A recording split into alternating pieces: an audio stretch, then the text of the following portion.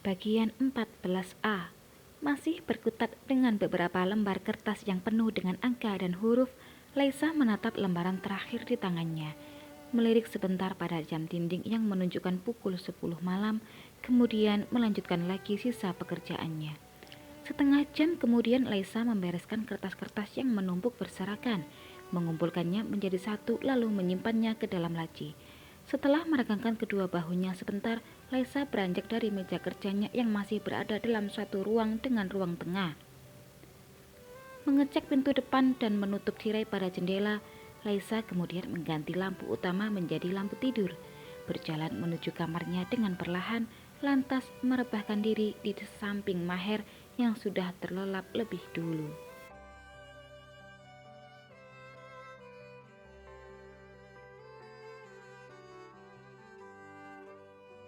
Apa kamu mencintainya?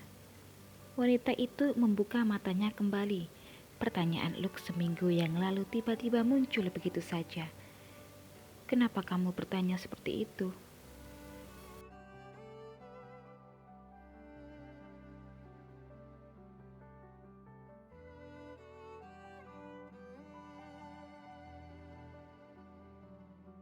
Laisa sendiri heran, kenapa Luke bisa menanyakan hal seperti itu.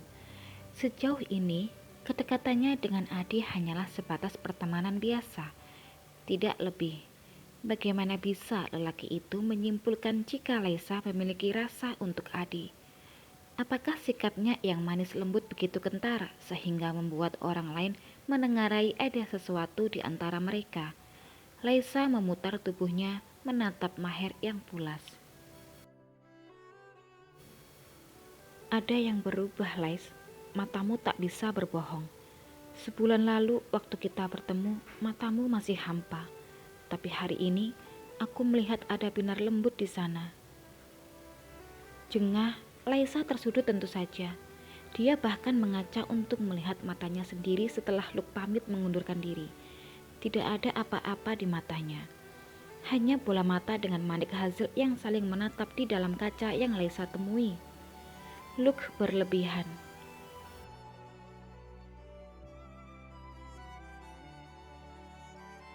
Wanita itu menggigit bibir ketika sebuah pemikiran merusak prasangkanya. Mungkinkah Luke cemburu karena Laisa dekat dengan Adi? Apalagi mereka berdua tinggal di kota yang sama. Laisa mengusap wajahnya berulang kali. Bagaimana dia bisa memikirkan untuk menanam sebuah rasa, sementara hatinya saja masih belum sembuh. Kamu berlebihan, Luke. Aku sudah mengenalmu hampir 10 tahun, Lais. Dulu kamu juga seperti ini saat mulai dekat dengan angkasa. Jangan sebut namanya. Tolong.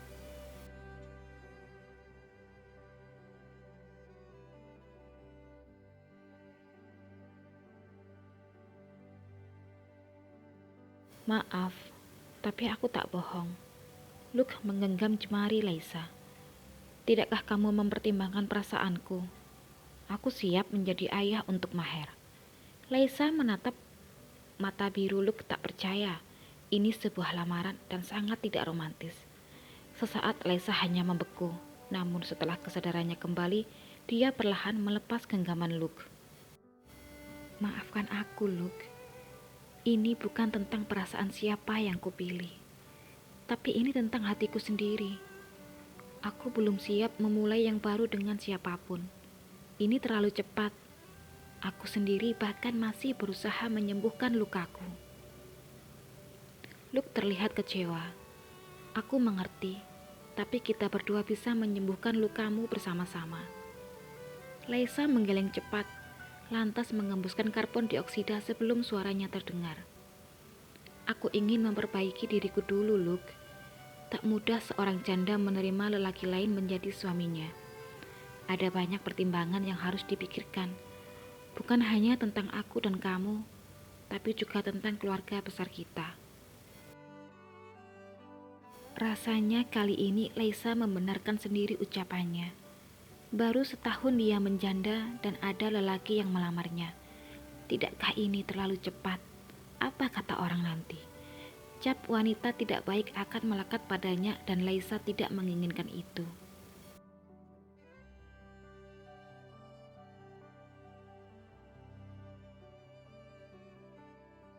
Aku mohon, biarkan seperti ini dulu. Jangan bahas tentang perasaanmu. Aku ingin memperbaiki diri lagi, mengintrospeksi diri, karena banyak kesalahan di masa lalu yang masih membayangiku. Kamu wanita baik-baik, Lais. Angkasa yang brengsek. Tidak, jika kita mau berpikir jernih, tentu tak mungkin seorang lelaki akan memilih jatuh ke pelukan wanita lain jika si istri tak memiliki kekurangan. Aku hanya ingin belajar dari kesalahan.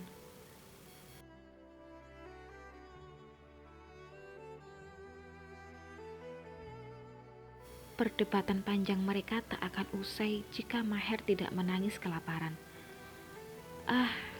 Bahkan menjadi seorang ibu saja, Laisa masih harus banyak belajar.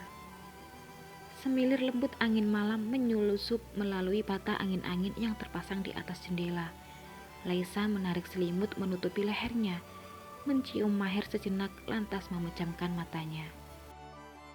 Tidak ada yang lebih baik selain menikmati kesendirian dengan kesibukan baru. Bunga di halaman depan dan samping rumahnya kian bertunas, bermekaran mewarnai hamparan tanah yang sedikit luas itu. Keramaian lavender juga menyita waktunya, membuatnya sejenak melupakan apa yang menjadi kegamangannya beberapa hari yang lalu. Laisa sedang menyuapi Maher ketika Pajero milik Adi berhenti di depan rumahnya. Lelaki itu turun membawa 2 kantong kresek di kedua tangannya seperti biasa. Maher yang mengetahui kedatangan Adi segera melompat dari pangkuan Laisa dan berlari menyambut lelaki kesayangannya itu.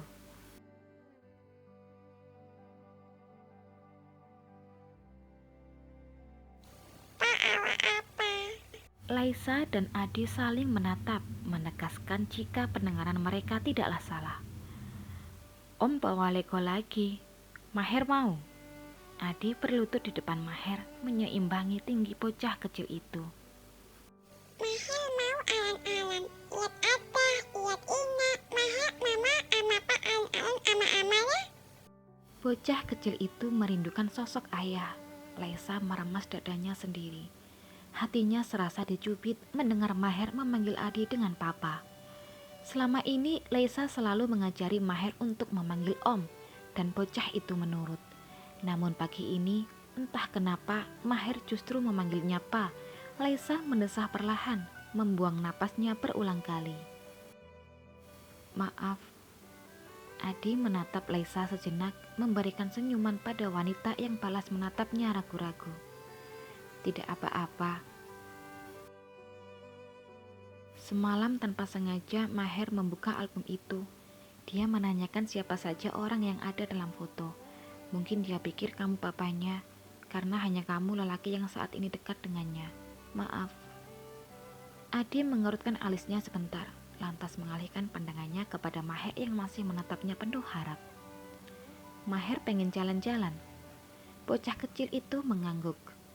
Kalau gitu, Maher habisin dulu makanannya lalu ganti baju. Pa tunggu di sini.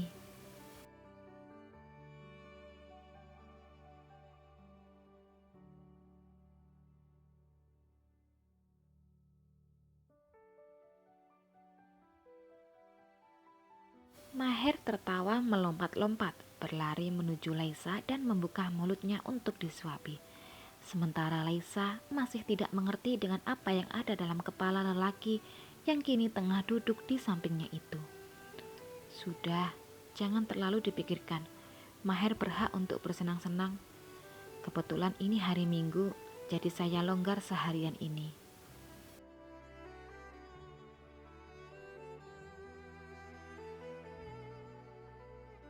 Hampir pukul 7 malam, Laisa dan Adi tiba di rumah Laisa setelah hampir seharian menikmati kehidupan binatang di Batu Secret Zoo. Jalanan kota Malang Batu di hari Minggu yang penuh dengan kendaraan membuat perjalanan yang biasanya kurang dari 1 jam itu menjadi hampir 2 jam.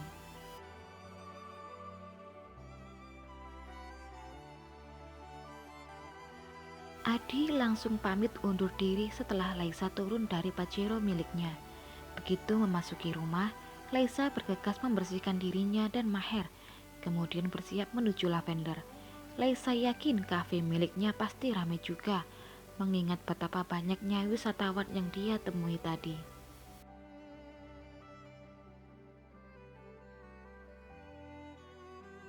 30 menit mengendarai motor metik miliknya, Laisa tiba di depan Lavender.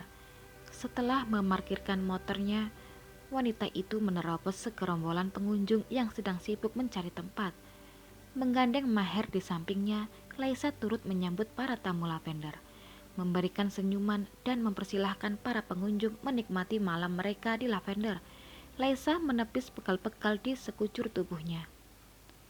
Wanita itu pulang hampir tengah malam ketika Lavender tutup.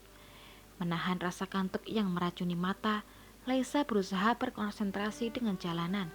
Tak banyak kendaraan yang berseliweran, namun tak harus mengurangi konsentrasi para pengendara.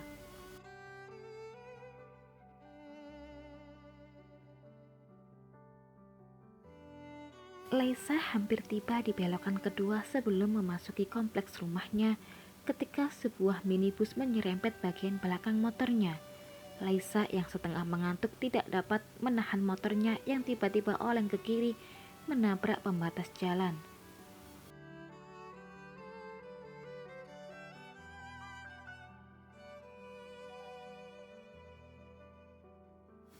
Jerit Laisa yang memecah malam tak mampu meredam suara decitan roda dan aspal yang saling beradu, melemparkan tubuh Laisa dan Maher yang kemudian mendarat di atas bunga dan rerumputan yang ditanam di pinggir jalanan. Maher yang tertidur lantas terbangun sambil menangis dan menjerit akibat tubuhnya yang terpental. Laisa yang masih tersadar memeluk Maher erat dalam gendongannya. "Tenang sayang, Mama di sini." Tangis Maher semakin menjadi, mengundang beberapa pengguna jalan yang kemudian menepikan kendaraan mereka dan menghampiri Laisa.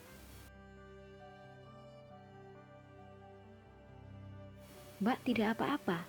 tanya seorang bapak-bapak. "Saya tidak apa-apa."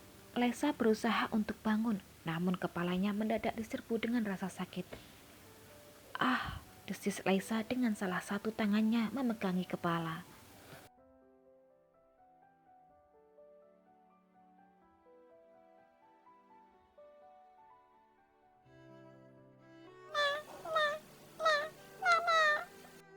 Maher belum juga berhenti menangis, membuat nyeri di kepala Laisa semakin berdenyut. Laisa memeluk Maher semakin erat, matanya terpejam menahan nyeri yang semakin menusuk kepala. "Laisa!" Dan Laisa benar-benar diserbu kegelapan.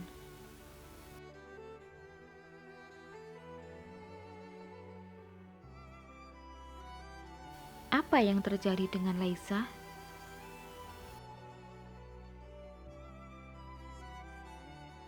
Bersambung. Tunggu episode selanjutnya ya. Terima kasih.